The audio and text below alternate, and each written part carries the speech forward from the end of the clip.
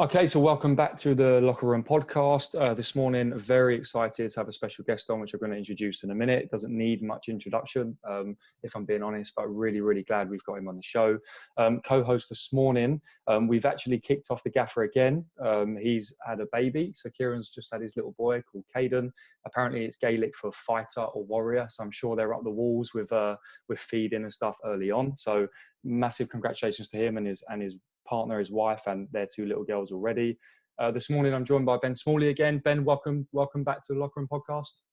Cheers, Ross. Good to be on. Looking forward to this one for sure. Yeah, I don't want to embarrass you too much, but I think you're this guest is #1 fan, right? Well, yeah, been on a few of his workshops online. Listen to him speak. So it'll be a good one. Fantastic. And without further ado, this morning we've got Jonas Dodoo, who again needs no introduction, and we'll get a bit of history off him, who's head coach at Speedworks training. Jonas, thank you very much for joining us this morning. Thanks for having me on board. Thanks for your patience, because we've been trying to do this for a while now. So really appreciate it.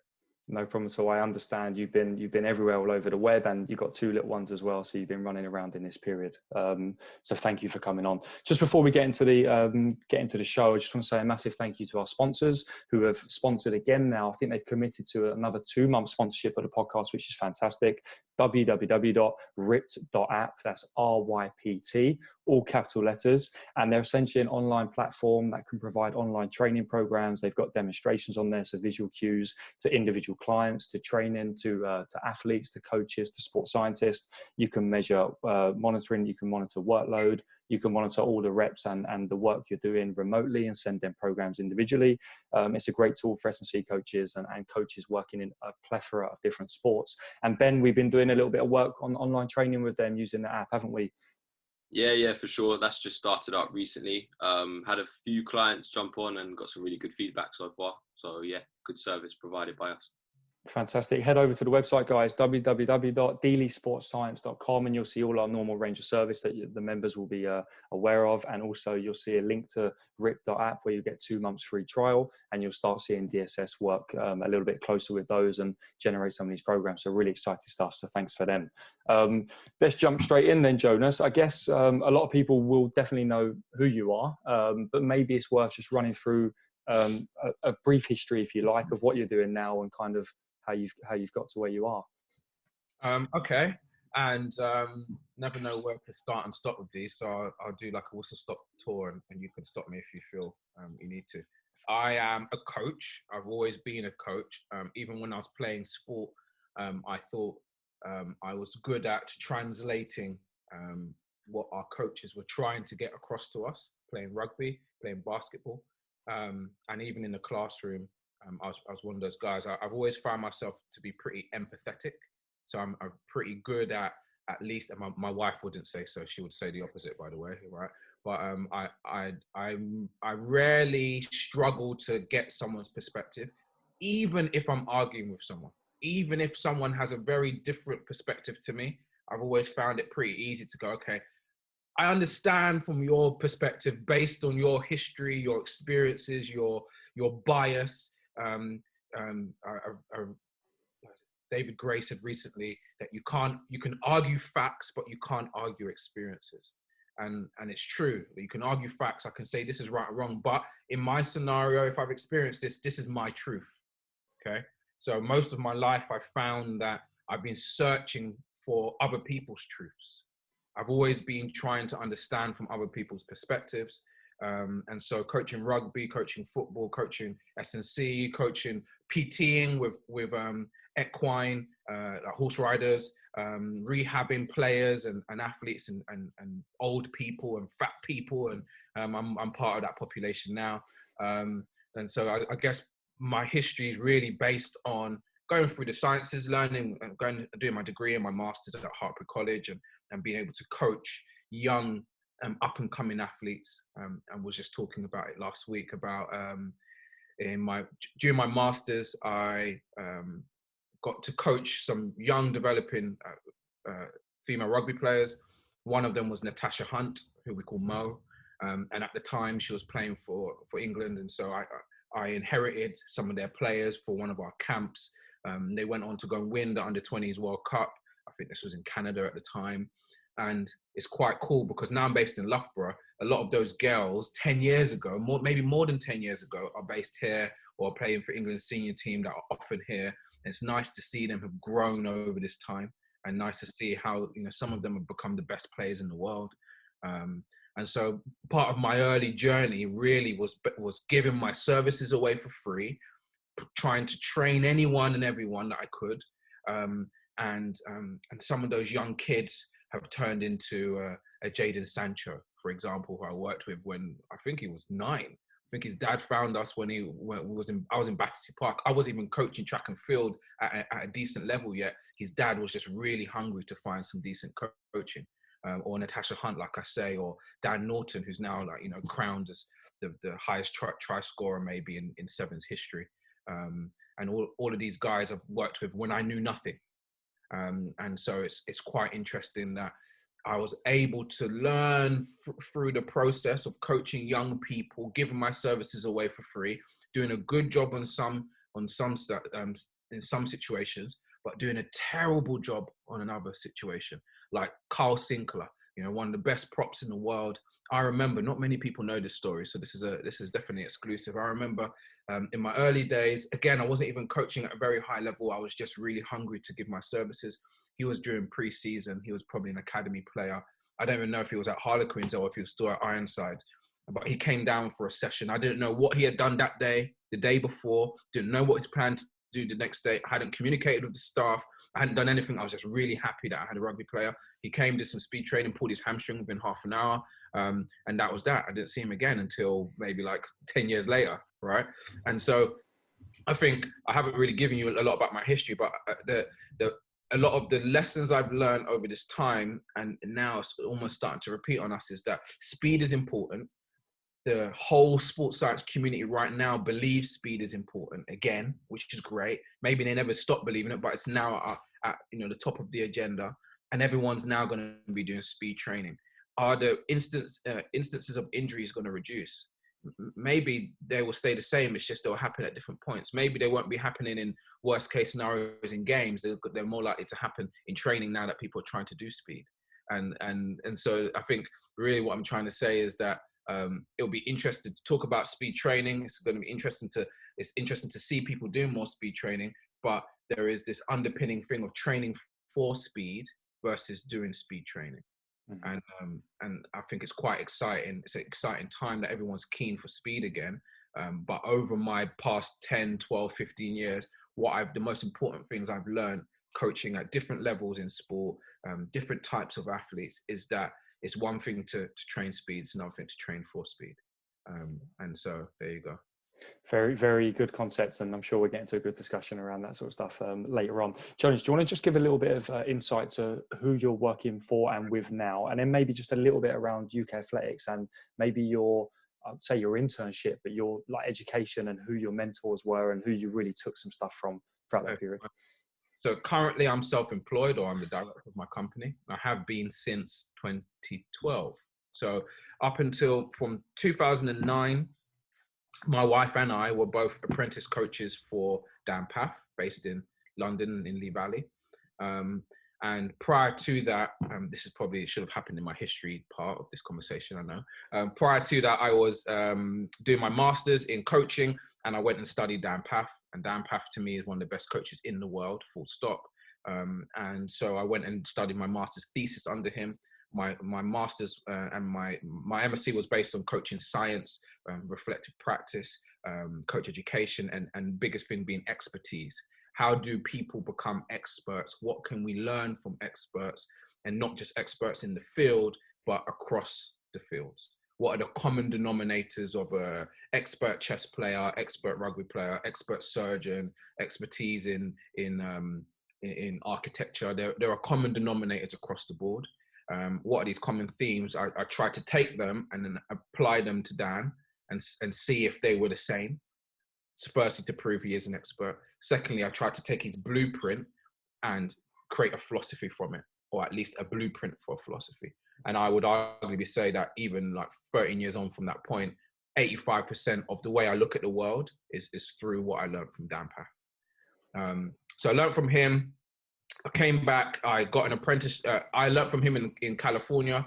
A year later, he was employed, £1 million contract to come and work for British Athletics in the build up to 2012, or Home Olympics. I became his apprentice coach, employed by British Athletics, and they ran a apprentice program. Probably one of the most impressive things British Athletics have ever done, and maybe will do. And essentially, they got some super coaches, Dan, Kevin, Derek Evie. They got some really good super coaches from around the world, based them here. And then they took 8 or 9 of us as development coaches under those coaches, and under some other British super coaches, Aston Moore in Birmingham, one of our most successful horizontal jumps coaches, for example. And so a number of master coaches had a number of apprentices, and we were employed to learn. We weren't employed for performance. We weren't employed to get people to the Olympics. We were employed for 3 years to learn. And at the end of that 3 years, I had 2 athletes who Dan had essentially given to me, who competed at the Olympics. And I had maybe 3 athletes who competed and medaled at the Paralympics in cerebral palsy sport. I was also supporting Johnny Peacock, who's a below the knee amputee. Maybe he's above the knee, actually, above the knee amputee. And then that was probably a really important phase in my life, because after 2012, those jobs disappeared and I had a choice. I could go and follow some of the job offers. I continued working a bit in rugby. So I had some opportunities in the UK. I had some opportunities abroad. But I decided to make my own company, Speedworks Training now. And we split into a company and a charity. And I formed a charity because there's a lot of research that basically shows that our junior athletes, British junior athletes, can be in the top 3 in the world consistently, and then they disappear. So as juniors, as under 20s, they're some of the best in the world. And when we get to senior levels, a lot of those guys don't even get a vest, don't even make a senior team. A lot of those guys' best performances are when they're 18 or 19. So this is a major challenge. It's been a consistent challenge in the country. So we started a charity. I continued developing my group.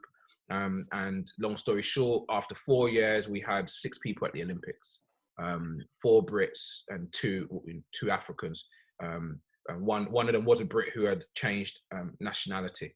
And those athletes were all in their early 20s, between 21 and 23. No, maybe Daryl was 19. Maybe she was the youngest person on the British team at that time. But essentially, we changed the course of what normally happens with juniors. We've got a number of good juniors who became great seniors, who are now still consistently performing at the highest level. And that's really been my journey. Alongside that, I've worked with Bath Rugby for a long period of time and mentored by Alan Ryan, who's an amazing S&C coach or performance director. I would put him in that bracket, who's now over at Toulon. And I've worked for England Rugby in the build up to 2016. I was consulted to support the Sevens program, and the build up to the last World Cup, I was a consultant for Eddie Jones. And so hopefully that's enough for you. Sure, fantastic. Great stuff there in terms of development stuff. What do you think goes wrong within that transition? Is it just a lack of support to those athletes coming through, or? No, because you can go to other countries who don't have the NHS, who don't have the dole, don't have job seekers allowance, maybe don't have the same infrastructure as we do, and they do have people that come through. So sometimes I think all of the support we have is a hindrance to people coming through, because you want, people argue is grit real or not, but you do want people that have gone through some adversity, because I would say arguably the best sprinter I've ever coached is Reece Prescott, and he's arguably one of the best sprinters that have come out of Europe, and I've coached him from when he was 16 up till now. And the reality is he wasn't the first of my group to come through. In fact, he's probably the last. He needed lots and lots of nurturing. I broke him too many times, hamstrings, lower back issues. He's got massive scoliosis. We spent 4 or 5 years just getting him healthy, if I'm honest. And if he was in any other system, he would have broken once, twice, they would have given up. But he had some good support from Walthamstow, and I had patience, and he had belief. And I had a great team. Ruth Waghorn, who now works for the FA, really was instrumental in keeping him at bay mentally, I guess, keeping him encouraged and interested in the gym. Gareth Degg, who was his osteopath, was really good at creating a relationship with him, so that when I was off swanning off at Diamond Leagues and at World Champs and stuff with the other athletes, he had a support network at home. That would be important. So what's the biggest limiting factor? Is it support? I think it's what type of support. I don't think it's financial. By all means, by the time these guys become 20, 21, 22, their parents are saying, why are you spending so much time training? And why aren't you going for a job? Or why aren't you doing these other things? Their friends are saying, why aren't you on Clapham Common coming for a drink? Why are you getting up at 9 a.m.? Why are you doing all this? So you have these, and girlfriends are saying the same thing. So you're having these social cultural type draws away from committing to the sport. You sometimes have finance, and everyone will mention finance, and that does make sense. Does funding support help? Yes. But bloody hunger is probably the biggest limiting factor. It's like they've seen everyone get it really quickly, and if it hasn't come quick, they either believe they can't get it, or they're in the wrong setup to get it, and they make quick changes. So there's probably a number of factors. So maybe the more important thing is, what are the solutions? I think the solutions are creating, and my bias is what we've done, right? So at the moment in London, we have a group led by Marvin Rowe. Marvin is the head coach for Speedworks charity in London. He has a number of staff. A lot of them are interns. Some of them are paid. But it's a charity, so our internships have always been like year-long internships with no income. Yeah, so it's counter to what is happening in football, or what should be happening in team sports, in professional sports. But we run as a charity. And what we seem to find is, and I'm going to go off topic, so we'll talk about internships later.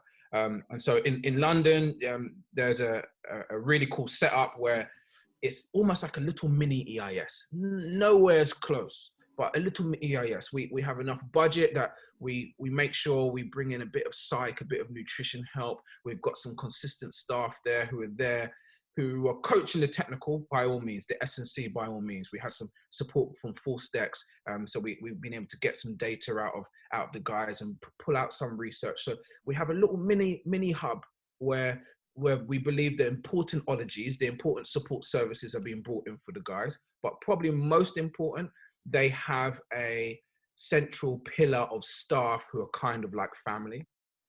And so when they go through their highs and their lows, those staff are there to keep them level. And I think at the end of the day, most of these guys need a bit of an incubation period where their performance isn't their limiting factor, isn't the only way they're measured.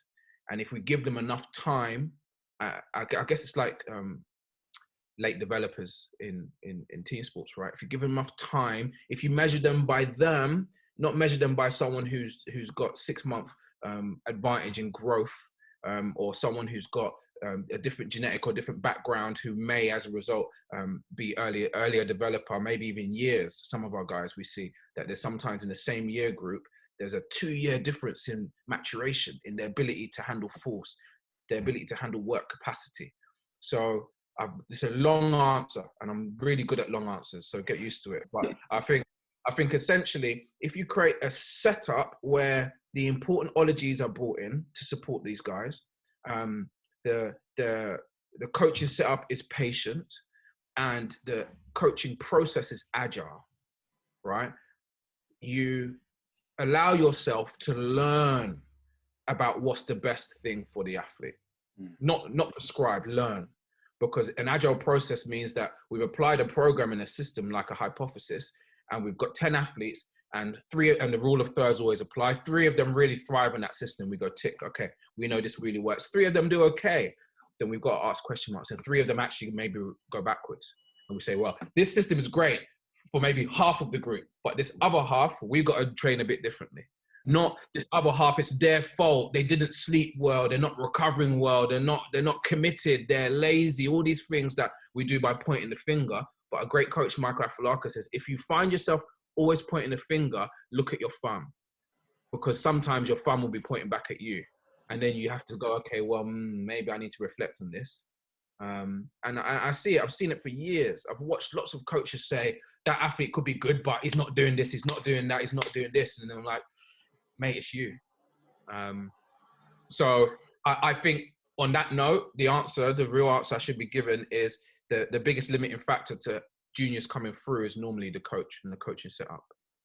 Because if they're good enough, and look, I had 6 guys, all from near enough 2-mile radius from Lee Valley, all from North London. Not the most talented people in the world, not the most talented athletes picked from the best cities in the country. No, just from a small catchment area. And every year I see 16, 18, 21-year-olds who remind me of those kids, who I go, right, if you had 4 years in the system, you're a sub 9.9 runner, not a sub 10 runner, sub 9.9 runner.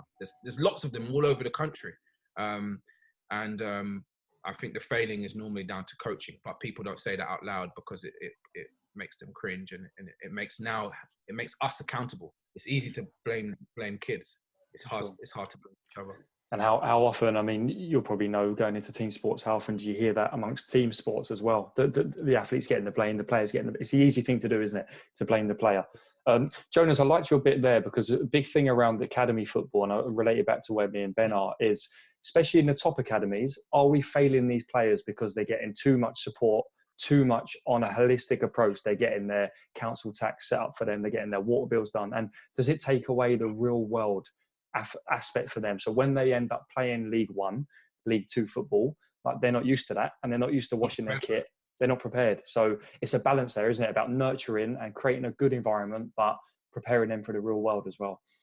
Yeah, and look, as parents, I constantly ask myself, like, I could probably count the amount of toys that I had growing up, and you would never walk into a room and stand on toys because there's so many that the floor is covered, right? That's my house right now. Like, I walk in, like, even there's the toys even come into the bloody into the garage. Look, I've got a lawnmower right here, right? And so I have this conversation with my mum. Like, we weren't poor, but I definitely weren't close to wealthy or anywhere near it. And I talk to my sisters about it because we have the same problem. Like, we've got kids and we're trying to provide for them. Often you try to give them what you didn't have, but if they don't have the same experience you have, maybe they don't finish with the same hunger that you do. And I think we're really good at talent IDing from physical capabilities, but not from hunger, not from resilience. So it's very difficult to do those things until you see them in those kind of environments. So certainly I think that people aren't prepared for the real world when they come out of academies. I think the bravado and the feeling of being a pro player is can jade people, because if they've got this feeling, I want to be like this, and then you say, but if you really want to be prepared to be a man or to be a grown-up, to be a woman, you've got to sweep the sheds, right? It's the same old stuff, right? Go sweep the sheds. You've got to be able to wash your kit. You've got to be able to deal with or bad times. You've got to be able to communicate and critically think. You've got to be able to manage up. Managing upwards is very difficult for people in team environments, because only once you become a captain do you feel you've got a voice. But in every job out there, people are being taught to manage upwards, find good ways to communicate with their leadership team so that there's a backwards and forwards communication going on. Whereas people in team environments often go, I'm just going to be quiet until I'm asked. I don't want to go against the grain. Whereas actually you see great teams have leadership teams within the teams, right? They have, even if you're not the captain, if you see something, like my mum always says, if there's bogey on your nose, I'll tell you because I'm your mum. Someone else might not tell you. They'll leave you to be embarrassed because they don't want to have that embarrassing conversation with you. They don't want to maybe disappoint you or get a backlash from your embarrassment. But it's more important to me as your mum that I communicate the hard things with you as well as the good things. That to me is trust. I believe in my team more if they feel confident and feel motivated, or just feel like it's really important to raise important things. And I think sometimes in team environments they don't really get that exposure. So how you expose academy players to an element of adversity to encourage grit, you've got to talk to Dave Collins, or you've got to talk to Rusty Earnshaw, or people like that who that's their real field.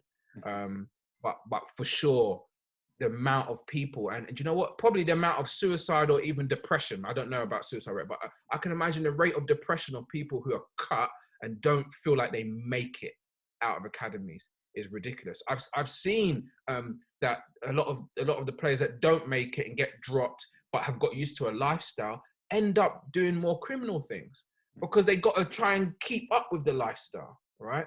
So there's this feeling of the lifestyle that gets from being or nearly being a pro player or being perceived as a baller. That is a problem. It's probably very much outside the scope of this discussion, but I see it all the time. I see it all the time. In my world, it's more about the sprinters who want to be roadmen. You know, they want to look a bit gangster. They want to be perceived a certain way, and that's probably because their cousins, their friends, their neighbors are gangsters, are rappers, are from that world, right? And it's cool to be in that world. But if you're not a gangster, don't pretend to be a gangster. Yeah, you don't need to, because I've seen gangsters die. Like, there's no need. You're not going to gain anything from it. If you're an athlete, go to the track. You're a good boy. Go to the track, do track things. Go and play football. Go and find a way. Go and use your sport to help develop you as a person. And so again, it comes back to the coaches to recognize that, not to drop them or make them feel like they're failing because that's their background, and instead to enhance them and almost show them another way. Yes, all your role models look like this, but some look like this. You just have to look. You have to find them. Sure. And if there's no role models over here, we can make you the next role model. We can develop you and push you there. For sure. Some very prevalent things there in the academy, especially in London as well, you know, around social, economical pressure and things they have to go through. But you're 100% right. And having that right environment is going to set them up, hopefully, to deal with what comes. That's twice now Dave Collins has been mentioned on one of our podcasts. Rich Clark mentioned him, and yourself. I had the pleasure of working with him at Chelsea many years ago. So very good guy, top guy. So yeah, I'll have to reach out and tell him he's trending on our podcast for sure. Yeah, great matters. There you go. Yeah, he's very active on Twitter, so we will get a response within minutes. Last one from me, Jonas, before Ben's going to kick into a little bit around your philosophy and just talk a bit more about sprinting and running fast. What's the mood been like in this COVID period within your camp? And obviously then the deferral of the Olympics. How have you tackled that with the isolation and stuff? And also, is the mood okay? Are you looking forward to next year? Has it changed the program much? Yeah, I think for athletes, so if you look at athletes in my senior group, athletes in the two academies, the Loughborough one and the London one, you've seen that for some, like Marvin's group, for example, I get to watch their training data, their training video and see their training data, and they are thriving, not surviving because of COVID. And he won't mind me saying this because we had a conversation yesterday. They are thriving. They are all in the best condition they've ever been. And maybe they're a standard deviation above what Marvin expected them to be like. Yeah. And that's because of Dan Paff says, stimulate, adapt, stabilize, actualize. Yeah. We're all very good as coaches in this stimulation, adapt thing. And that's because it's just physical processes that are helping with that. But this stabilization thing is very much a skill thing. Yeah, being really clear of the movement and having enough exposures that it's moved from being maybe conscious to subconscious. But actualizing is what you need to be able to do it in the cold, the rain, under pressure, no pressure, when you're fatigued, etc. And the athletic season sometimes gets you caught out where when athletes are about to stabilize, they have to race really soon. Yeah, from the indoors to the outdoors. Sometimes we don't have enough time to stabilize. And sometimes an injury, an early season injury or pre-season injury, is good for some athletes because it gives them more time. There's less pressure to come back quickly. Yeah. And coming back quickly, forcing yourself to come back when things aren't fully ready is a recipe for disaster. Either repeat injury, or for the really talented athletes, you get an injury on the other side. Yeah. Or you get an injury up and down the chain because their compensation strategies are great.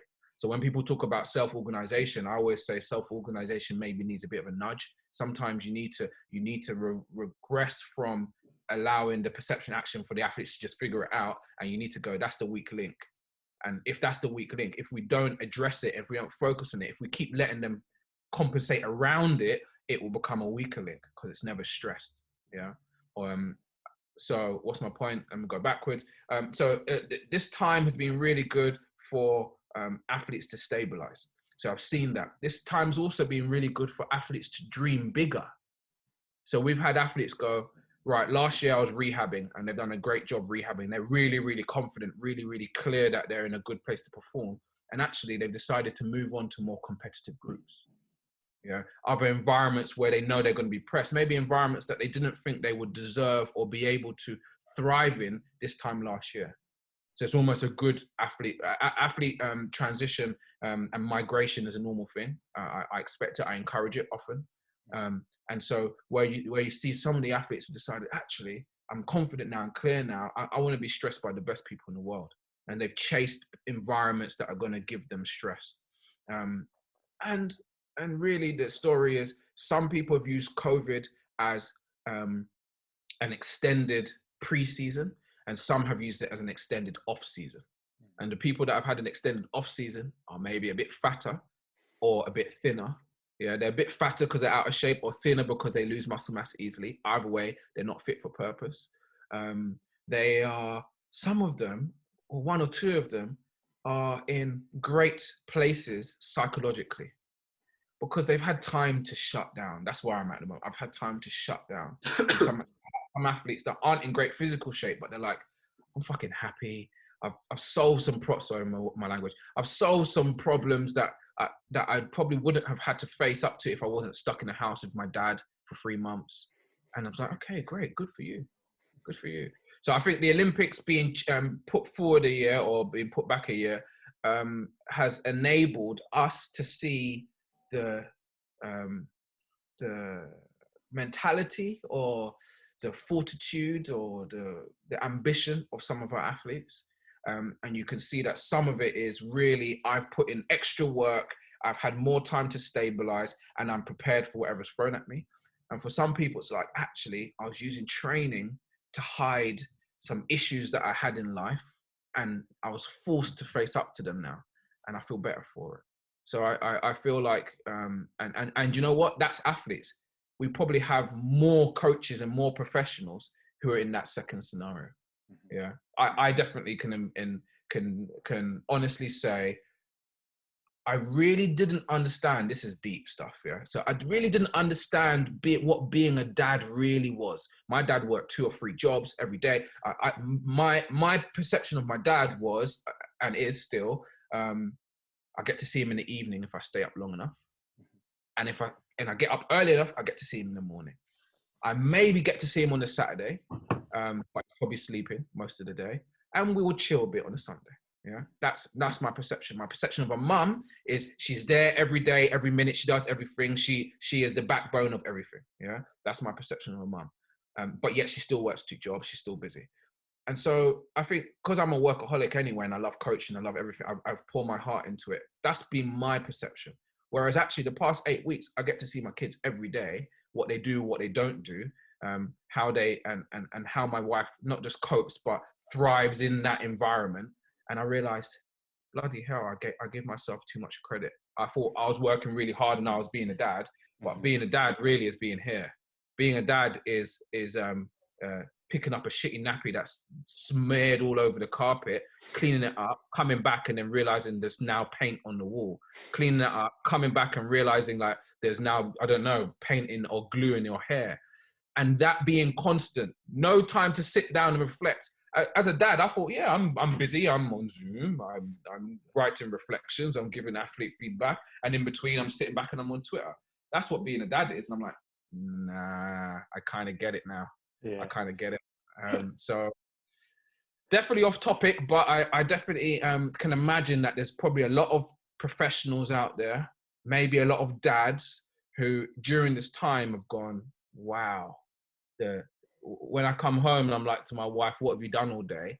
It's a very inappropriate question when all she's probably done all day is try to stop the house from burning down, as well as get the rest of the stuff done. So I have a bigger appreciation for single parents. I've got a big appreciation for mums who have to hold down the fort when dads are away, and really think that the reverse of that should happen more. And that's almost my promise to me, my family, to my wife is actually now that things are going back to normal, they're not going to go back to normal. They can't. I've done the 12 years of being every day at the track, every summer away with competitions, every indoors away at competitions. And luckily enough, my son every April has been warm weather training with us. So he's been to Florida, he's been to Tenerife, he's been everywhere that I've gone in April, which is great. But there's also been several months that I've been away. I think I'm done with that. So there you go. It's a great answer. I can definitely echo and feel what you're feeling. You know, I've been so currently on furlough from QPR, full-time dad. My wife's still working hard. I've worked harder in the last 5-6 weeks than I ever had in my life looking after the 2-year-old, and I know your one's similar age. So I'm itching to get back to work, but what an appreciation of what other people do and what's going on around you. Sometimes you forget about. Jonas, I'm going to interesting point just before I pass over to Ben about the COVID period, thriving, surviving, and the extension of off-season, pre-season. I think it's evident to see now in some of the top flight football games and certain sports, those that have thrived as teams. And it's not just about having the physical program to go and do, it's about the culture, the team environment, the psychological side. The teams that have got that right are now reaping the rewards in the Premier League, Championship, etc., etc. And those that haven't have come back and they're finding it hard. So it's very, very evident, very evident. So it's a really good reflection tool. Ben, you're going to get into some of your passions and going to talk shop with Jonas, I think. So I'll hand over to you, mate. Yeah, no problem. So yeah, just to kick it off, really, I've watched a lot of your stuff. And you frequently discuss this particular concept. So if you wouldn't mind, just set up the rest of the chat, really. Could you discuss your model around projection, reactivity, and switching within like a linear sprinting context, and also your concept around orientation? Okay, fine. So I think you've got to realize that this whole discussion around expertise and this discussion around being able to make good decisions is often about being able to chunk lots of information into simple things. And there are some risks that you get through that, and the book Thinking Fast, Thinking Slow identifies those risks. But essentially being able to chunk information is important for me. So when I think about the reality that speed or most games are about getting from A to B as quickly as possible. And that's all about projecting your center of mass from here to there. If I want to change direction or I want to cut to the left, I am trying to project my center of mass from where I am to where I'm trying to get to. So it's not just a linear athletics running a fast 40 meters per se. It's just about understanding that if we want to do anything, it's all about projecting our center of mass. And our center of mass is normally around our hips. Our bum is normally the biggest muscle group on the body. And being able to manage your hips and use your hips correctly in the right order, the right kinetic chain. Yeah, I talk about bum before back, or a lot of the literature will talk about proximal to distal acceleration. And it's just good physics. If our hips are our drivers, then the rest of our limbs respond to the hips. They might balance and help us stabilize, but really the drivers should come from the hip outwards. So projection for me is about that. It's about pushing yourself forwards, projecting your hips in the direction you want to go, or the direction, or stopping yourself really quickly. So projecting yourself backwards, if you're accelerating, allows you to decelerate. Reactivity is just about your ankles. Yeah, reactivity is just about your feet. And if we want to apply force in any direction, if you want to kick a ball, if you want to do anything, the only way you do it is by first applying force through the ground. Yeah, it grounds us, it enables us to push against it, and we get an equal and opposite reaction. So if your foot is placed in the right place, I shouldn't say place twice. So if you put your foot in the right place, you allow your knees, your hips, your trunk to be efficient in force production. If you put your feet in the wrong place, you're often decelerating, you're often leaking energy, and you're maybe putting more stress on your knees and your hips to be able to create the forces that you require. And switching for me is just a really simple way of harnessing this symbiotic relationship between the pushing of one leg and the recovery of the other. We often, and it's easier to look at one leg. This leg is in front of the body and it's swinging out, and this is our swing leg. And this leg is on the ground, it's pushing, and it's triple joint extension. This is the extension leg. But what's more important is this combination of the legs together. I don't have the mobility in my hips, in my fingers to show you properly, but essentially it's the combination.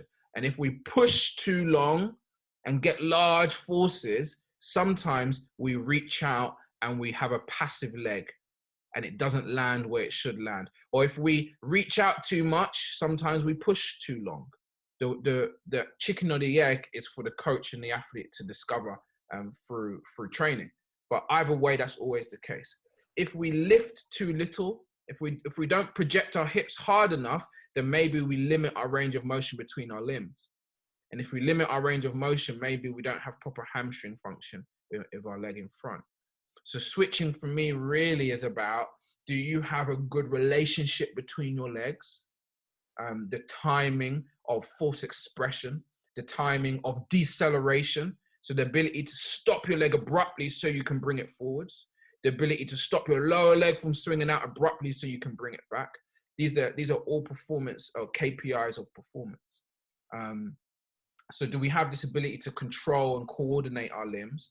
And this all comes from our hips, or this is stabilized and really centralized around our hips. So if we have good pelvic function, good lumbar pelvic disassociation, and good control and range in our pelvis, it allows us to make more use of projecting ourselves and being reactive. The term orientation is just, it fits in with projection. The reason why I've been using it more is because projection almost is almost about a distance, or maybe projection really talks more about distance. Orientation talks about angle a bit more. You can talk about projection and angle. You don't have to use these words. These are just easy ways for me to make sense of the world.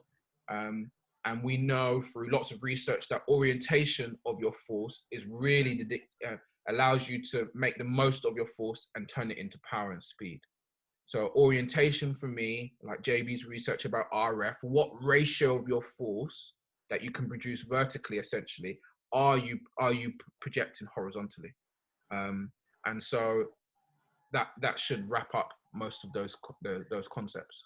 Yeah, no, that's fantastic, Jonas. I'll crack on with the next one then. So from your work in team sport, what are the biggest issues in acceleration competency, and also like I call them red flags, but I call red flags in top speed you see most frequently?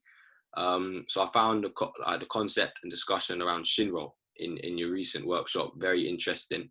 So if you could touch on this, that would be great as well. I know that sort of ties into what you just talked about with reactivity, but yeah, fine. I mean, common errors in acceleration.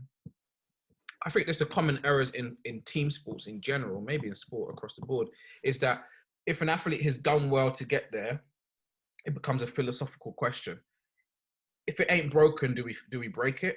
Or if it ain't broken, you don't need to fix it. Yeah, these are two perspectives. If they're this good and they're already doing what they need to do, I don't want to change their model because they've self-organized themselves to get here. This is the argument that people say. Or the only way I would change it is by using drills and activities that link well to the tactical game model for what we're trying to do. So I'm only going to change it during football or during rugby.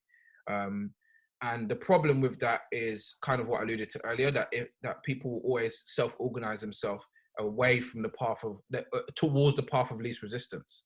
So if I'm a quad-based runner because I play in the midfield and all I do is stop-start, maybe also because I'm long body, short legs, my center of mass is low, and I'm designed I'm physically designed to play in that position, as well as my history in this position in the sport has made me develop anatomically key areas that are good for acceleration, which might be my knees, and my quads.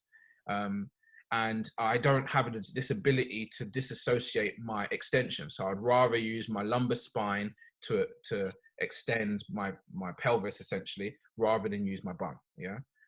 or extend my posterior chain, sorry, rather than use my bum. So we've got this situation.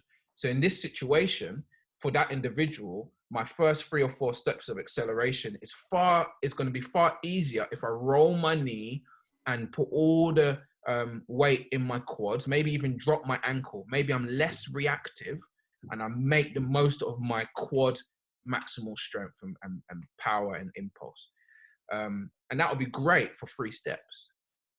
But after those 3 to 4 steps, I start to leak energy. Because after the first 3 to 4 steps of acceleration, my hips should be rising, my posterior chain should be involved more, should have more cyclical action.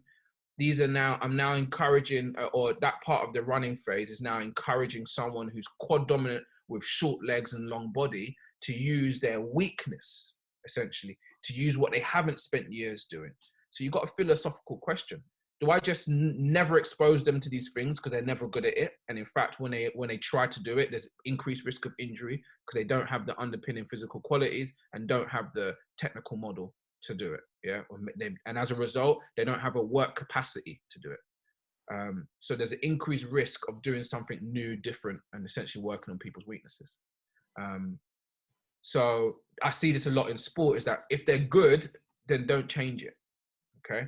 But actually we find that if you don't have a very good posterior chain, if you're only designed or you're physically at a point where most of what you do is short accels, decels, and you haven't really been exposed to upright running and you don't really have a strong posterior chain, then if you keep working early on your strengths, you're more likely to have an overuse injury of your strength. You're also less adaptable to moments in the game where it requires you to do a box to box, or it requires you to accelerate, slow down, and then sprint again and do some sprint float sprints. You are, as a result, a bit maybe one-dimensional.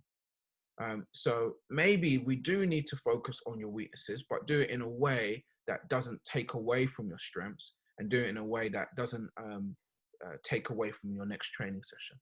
So there is this art of like density and dose response that we need to think about in these scenarios. So acceleration, the bigger issues I see are that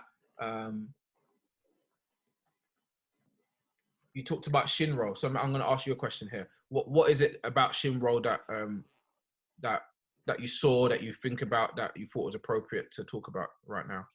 So with the concept of shin roll, the athlete not getting, if I've understood it right, the athlete not getting the correct shin angle to then apply back into the ground. So if they apply force with a too neutral shin angle, they have to hit the ground, spend more time on the floor, roll over, and then push, as opposed to punching through, as you talked about, switching, punching straight back down with a positive angle, and then punching straight forward. And so this action of swing leg retraction, when your knee is at the top, either in acceleration or upright running, whatever it is, when your swing leg has finished swinging, do you retract it? Do you pull it back into the ground? Or do you let it drop passively? And once you're on the ground is when you decide to, or you take up that concentric slack to then push.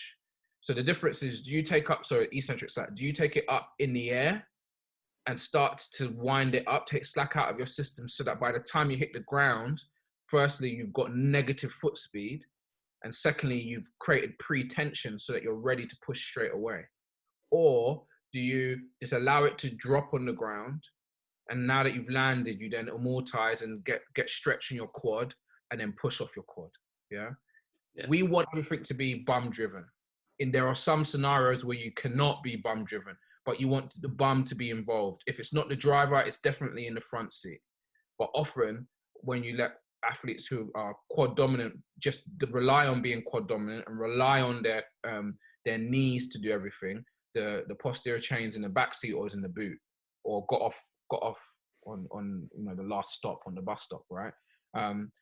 But yet we look at patella issues. Most of the stuff is about balancing hamstring, especially lower hamstring involvement. You look at hamstring bicep issues. Most of the solutions are around conditioning the medial hamstring muscles and teaching co-contractions between quad and hamstring. You look at ACL research. and rehab, you look at groin rehab and research, everything's about bringing the posterior chain in so that it can work as a pair, so that it can be working in co-contraction, so it can take up slack out of the system so the hips can do the action or the trunk can be controlled. So you look at most of the time when we're rehabbing players, a lot of the work goes into, by all means, patellar tendonitis, you might have to first address the damaged site on the quad or on the patella. But after that, it becomes about co-contraction. It becomes about encouraging the posterior chain. And really what it's about the swing leg retraction action. Yeah. That phrase I got from Franz Bosch, swing leg retraction, and it just sings in every environment I've been in for the past 10 years. When I think, what is my input been? It's just teaching people how to use their limbs together effectively, not to over dominate one action of pushing or one action of retraction, but combine these actions together.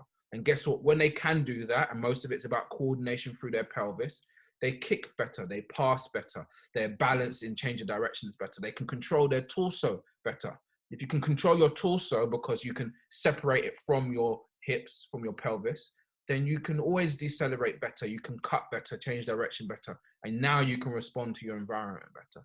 So it's definitely comes down to swing leg retraction. Do you have the pelvic postures and stabilities to do the action? Do you have the posterior chain or just muscular strength and underpinning qualities to withstand and tolerate the action? And do you have the technical and coordination to be able to, coordinate the action and put the foot in the right place so that you can do it again?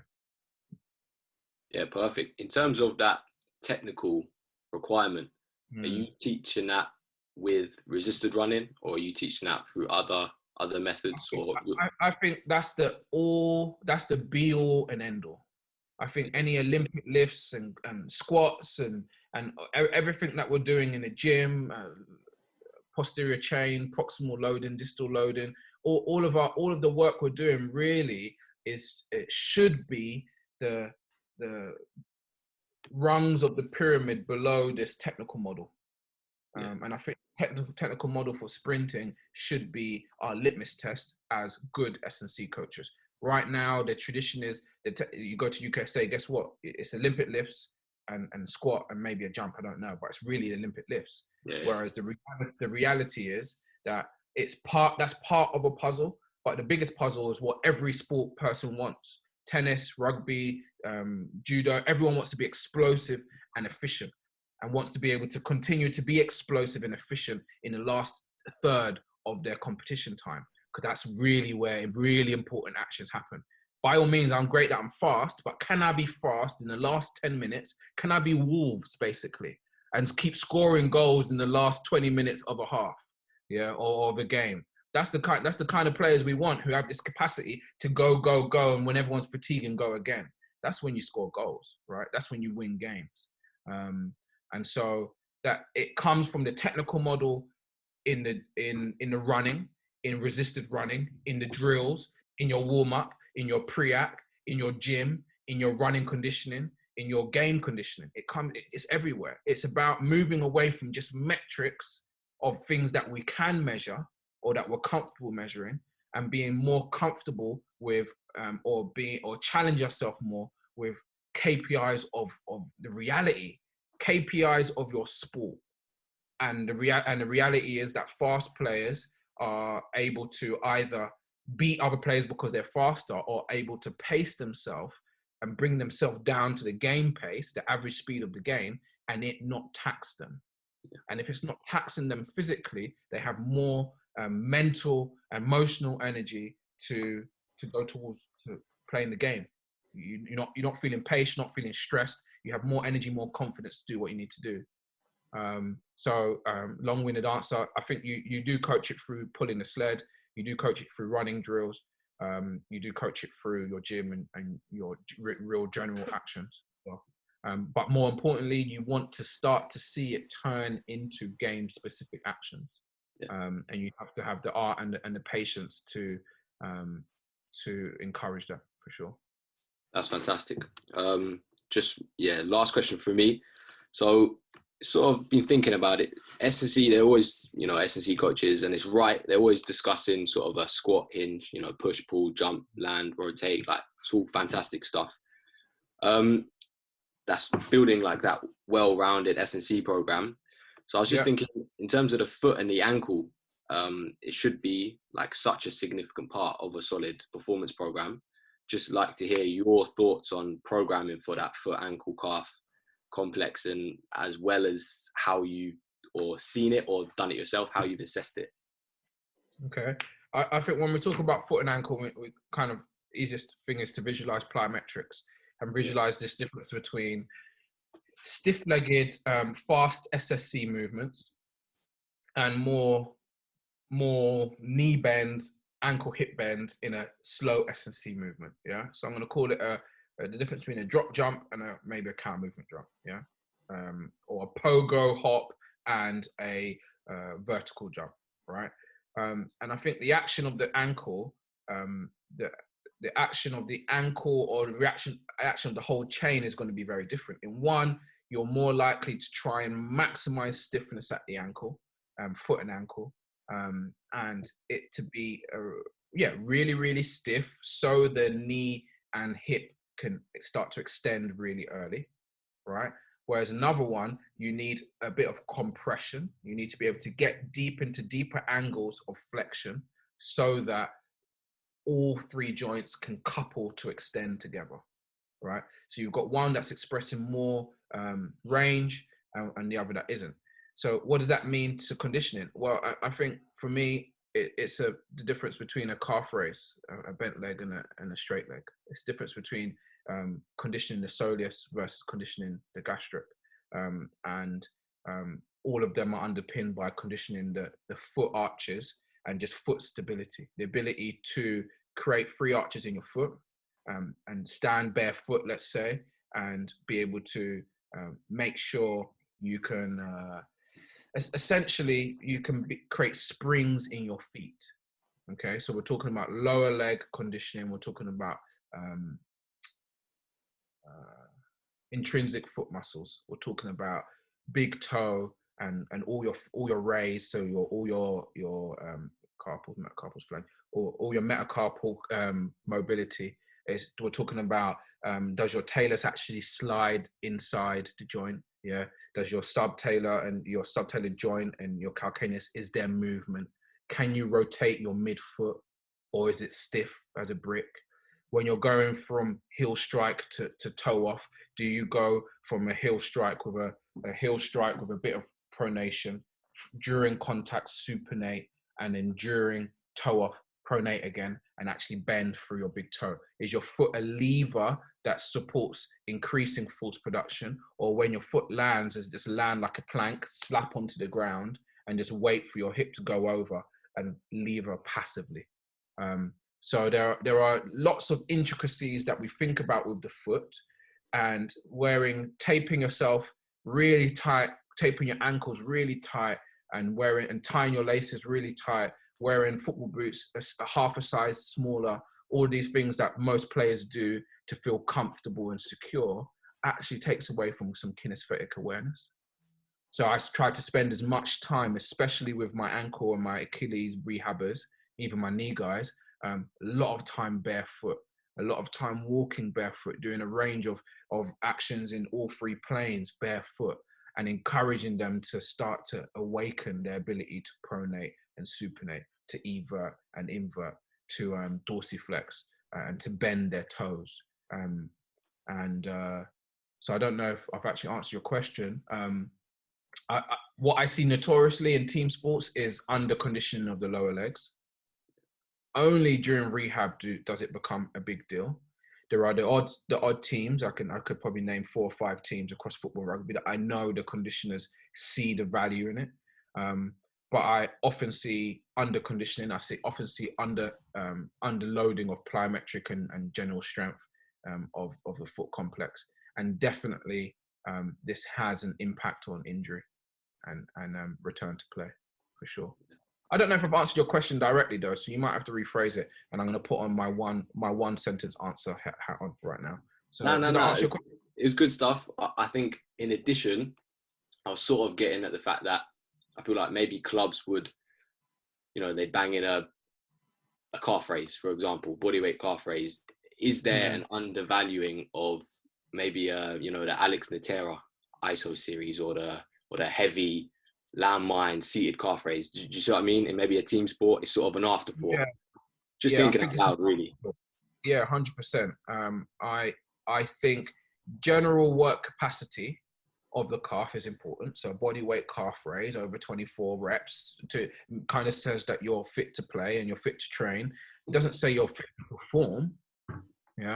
So we have lots of body weight markers, and even in season, you might decide to do a body weight calf raise. But if that's not a stressor for them, it's not going to increase performance. It might just get some blood in the area and keep it, I don't know, it might keep the tissue happy, but it won't increase performance. You do need to, like every muscle group and like every exercise, have a progression.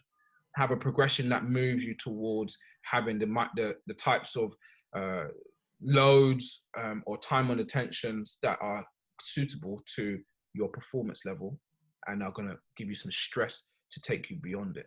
So by all means, the way we look at bums and hamstrings is the same way we should look at calves. Yeah. Are we creating some eccentric overload at some point in the week or some point in the cycle? Are we creating some real heavy isometric stress? Because we know our guys sprinting at top speed are putting 4 times body weight through the ground. Is the calf complex prepared for that? Or when they get to those speeds, they're more likely to crumble through their calf and knee and have to spend longer time on the ground because they don't have the capacities. Yeah, for sure. Sometimes the biggest limiting factor or the easiest low-hanging fruit is teaching people to create large forces through their calf in stance phase. And that can be done through drills, but a lot of that can be done through heavy isometrics or progressive eccentric work, for sure. Yeah, brilliant. Top stuff. I'll pass back over to Ross. Thank you for that. Cheers, Ben. Cheers, Jonas. A couple of things off that, Jonas. I was scribbling some stuff down. Great info in there. In terms of, I've heard a few things on podcasts around people. I think a bit of misconception around vertical and horizontal force. It's like people talk about it in they're two different things. But essentially, our body can produce force in triple extension. And as you say, it's the orientation that then dictates the magnitude in which way that force is projected, right? 100%. I agree. Yeah.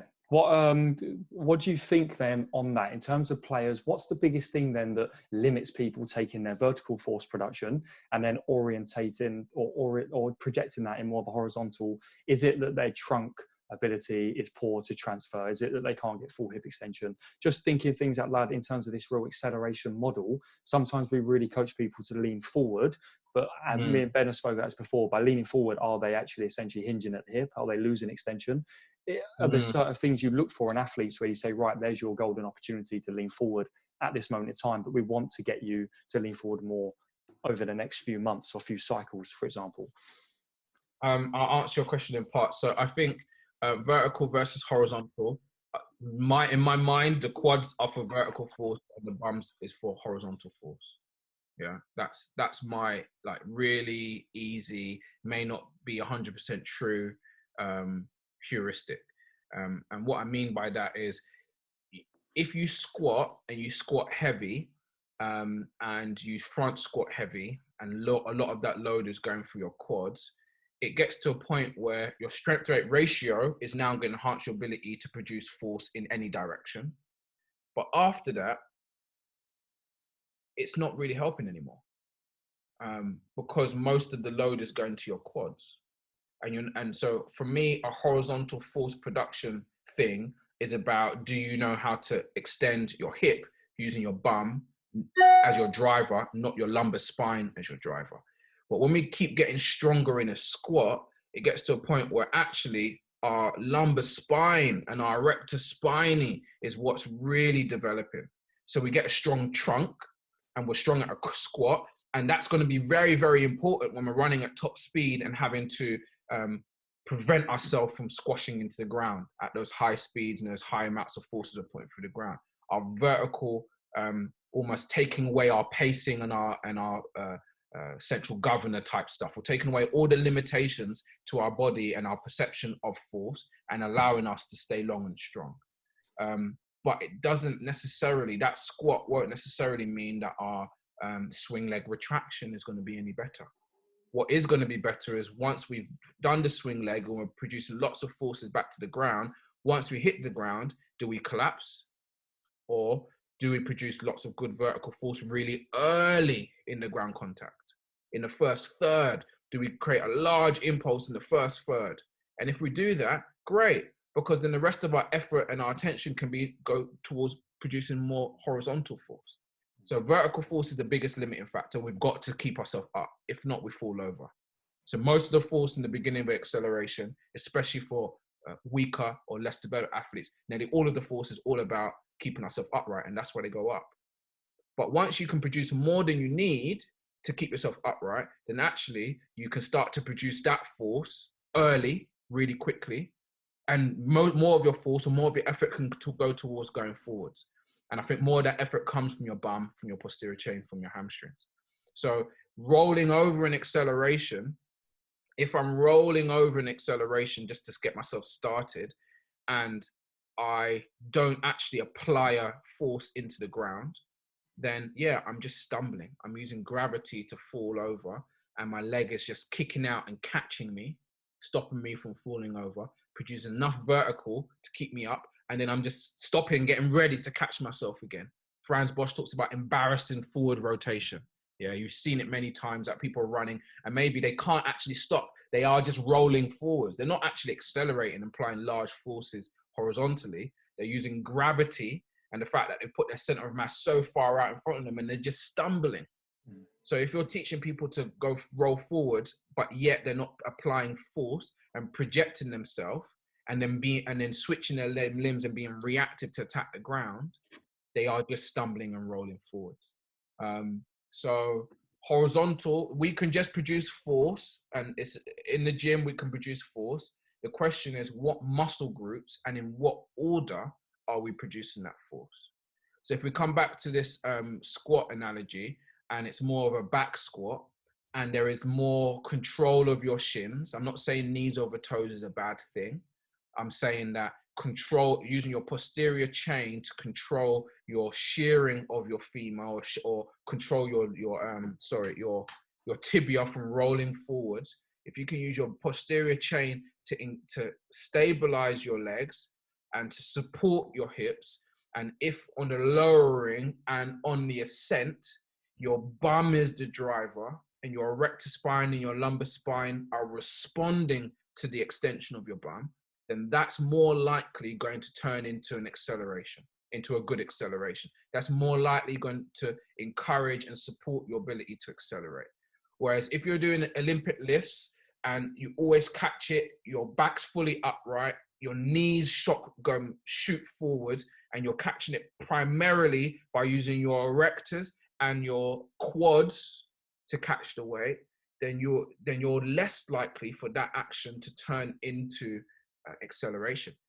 But you're more likely for that to support deceleration, right? You're more likely for that to support. So I'm not saying have a bad Olympic lift technique to get better at decel. I'm just saying that if we're talking about transfer from the gym or from general activities to specific, the way I would assess it is by really understanding what are the adaptations you're going to get based on that movement style, on that movement strategy.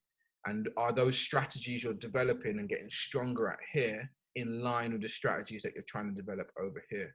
And when they're misaligned, then you get less transfer. And when they're more aligned, you get more transfer. Does that answer your question? Perfect. Yeah, great detail, Jonas. Thank you very much. And the last one, just back on there, when you spoke about players who are faster are more effective in the game and essentially are more efficient at sub speeds and they can work at lower percentages. Obviously, within team sports, you've got a lot of energy system development and stuff that you've got to consider as well, your aerobic capacity, et cetera, et cetera. What's your thoughts on, obviously that's quite counterintuitive of developing max speed and they're quite conflicting physiological qualities. What's your thoughts then on the balance of developing those? And would you put much ownership on energy system demands over developing max speed? Where do you sit on the fence on that one? No, I think you need both. Obviously you need both. And you know, I guess the discussions around repeat speed endurance, right? Or repeat sprintability. And if it sits in the middle, I always envisage speed to be on one side and aerobic to be on the other. And by all means, you need enough aerobic capacity for this decrement. Let's say you're doing 6 sprints. In fact, it's on the wall. I'm going to walk. Yeah, because it might make it easier. Alan was here earlier this week, so I don't know if you can see that. So let's just say you've got 6 sprints, and you want the moral of the story is, just because you don't fatigue across the 6 sprints doesn't mean that that's the goal. I almost don't mind a bit of fatigue as long as the average speed and the average times are faster across from one person to another. And generally, of course, you need work capacity, you need aerobic capacity, you need the recoverability, but you need specific work capacity. And just because someone is fit doesn't mean they're going to be have speed endurance. They might just have slow endurance. And slow endurance ain't really that useful. And so repeat speed endurance is what matters. And being faster turns your nervous system and your capacity to do work. It just makes it all easier. It just what they say, rising tides or tide rises all ships, or I don't know what the phrase is, bad. Something like that. Yeah. A rising tide lifts up all ships, or whatever it is. And I think speed is one of those things. Because if you, and that's why I said there's a difference between training speed and training for speed. If you've trained for speed, you've developed the nervous system, you've developed the right underpinning physical qualities, you've created work capacity for acceleration and sprinting, and you've developed almost a subconscious belief and understanding of the underpinning heuristics. So basically, you've developed skillful, better moving players who then, when exposed to high work rates, high densities of work, low densities and more aerobic work, whatever it is, they make the better use of their system, of their active and their passive contractile elements. They're just better athletes. They load and explode better. They dissipate energy across the system better. And their nervous system is primed and used to it and doesn't go into a pacing strategy as a result of it. That just enables you to train your athletes. However, even if you're in a more endurance-based sport, we see it in the middle distance and long events in track and field.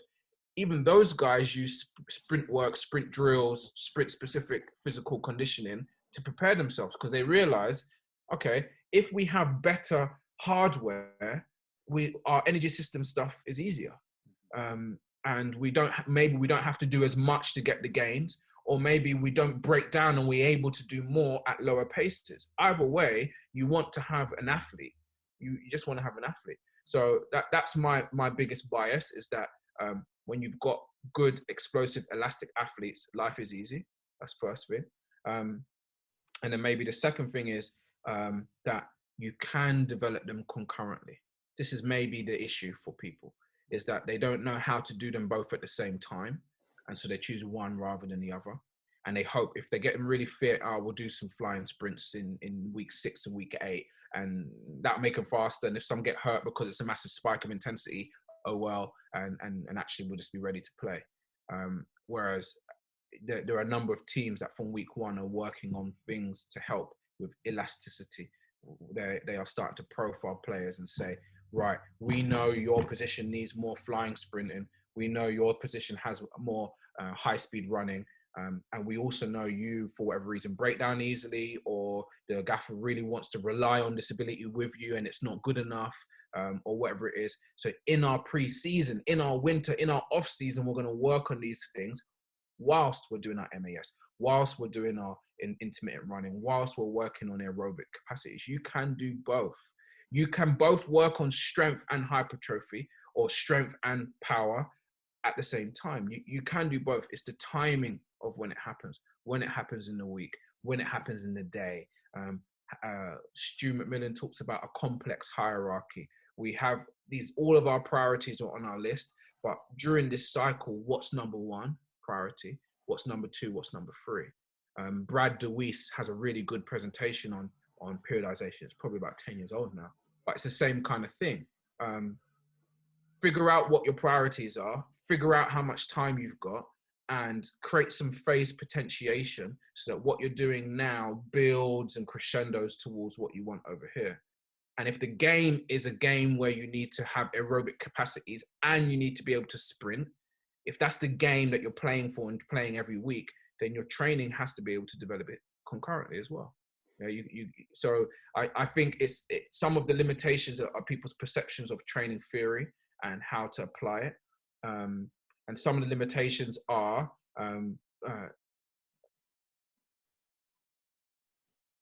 not doing your job as a fitness coach or S&C coach in relation to your gaffer.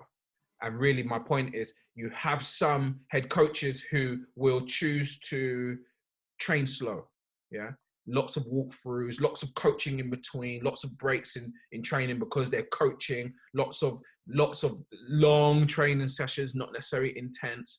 If that's how your coach plans to train, and you can't encourage him to move more towards a more specific model, whatever it is, your job is to fill the gap. Yeah, you need to go and do whatever's missing. If you have a coach that's the opposite, lots of intensity, lots of big and small-sided games, really organized with the training sessions where he chooses to talk versus training sessions where he's really hot on recoveries in between drills, 30 seconds, 90 seconds. He's built a training session design around the worst case scenarios of match play and has a really good, nuanced way of managing space and time to overload or underload the players based on the real requirements of the game. If that's a scenario you're in, your job as a fitness coach is very different. Your job as a fitness coach is always going to differ every new manager that you get. And no matter what, they all want fast and fit players, but they also don't want injuries. And because the best ability is the availability, we choose to not get them injured until you get a manager like Eddie Jones in rugby, where or maybe like Klopp, who's like, I need my players fast. If you break them, naughty, don't do it again, find a better way, but that doesn't mean don't make them fast. I need to play this way. And if we don't push the limits and we don't develop as a team, and if I don't adapt myself, my coaching drills alongside your perception of what they need and how you're going to train it maybe in isolation, if we're not adapting together, we won't reach where we need to go to. And those are the best managers, the best people to work with, the people you learn from, the people who every year your system together and your system in isolation adapts and evolves, because you start to see what the ceiling is of a certain capability or capacity. As a fitness coach, you start to see, I thought I could only elicit 95% of someone's sprint speed by doing this linear drill. But over time, when we adapt this coaching drill with transitions, we can get that same intensity or maybe higher. So when I've got what I think is a speed day happening, actually, I don't have to do as much in isolation. I do the preparation for it, get them ready for it. And then we've planned well that the next drill they do in football is this transition drill. I'm going to get my speed done in football, but I'm going to make sure they're prepared for it by making my activation or my session before, or whatever it is, take them to that intensity. So there's this constant evolution, I think, from a fitness coach's perspective, that if you understand your game model and you understand your gaffer, you understand how he wants to train, you understand the capabilities and capacities of your players, that you then evolve your system together so that you can develop the qualities you want without breaking them, without making sure, and whilst getting them fast and fit at the same time. So a long-winded answer. I think that took 7 minutes. Could have taken longer. Long-winded are the best ones, don't worry, Jonas. So they're top drawer. Just before we go on to the next section, the kind of last section and chunk of stuff, let's give everyone just a little breather while I advertise the website a little bit. I know I need to get my head around a few things. So if members, if you're non-members, please head over to the website, www.dailysportscience.com. Loads of stuff over there, drills, S&C, sports science, different practices from Gaelic football, from football, etc. Loads going on over there. Barry Milan's done a new hurling in the last 2 months, hurling practice, which is loads of stuff over there as well. And a big mention to our sponsor, www.rit.app, who are sponsoring us now for the next couple of months as well. It's great to have them on board. So thank you very much.